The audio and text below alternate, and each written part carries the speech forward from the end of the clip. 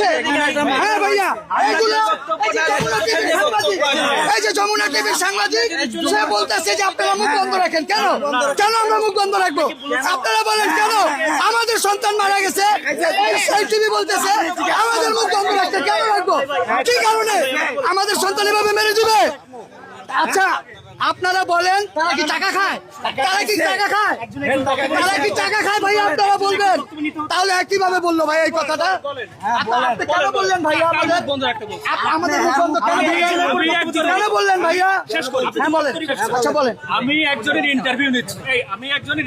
জি ভাইয়া বলেন। আপনি সেখানে এসে আপনি নিজেই একটা বিশৃঙ্খলা তৈরি করলেন। বিশৃঙ্খলা কি তৈরি করছি বললাম যে ভাইয়া? আমি কাজটা করি। হ্যাঁ বলেন। আমি বলছিলাম হ্যাঁ, কাজটা হ্যাঁ, করি। বলেন। এখন আমি কি মুখ কার মুখ বন্ধ করছি বলেন? আপনি বললেন আমি আসলাম, আপনি ভিডিও করতেছেন, আমি আসলাম, আসার পরে আপনি বললেন যে মুখ বন্ধ রাখো। মুখ বন্ধ রাখো। কেন বন্ধ রাখো? কি কারণে বন্ধ রাখো? আপনি তো একজন করে বক্তব্য দিচ্ছেন।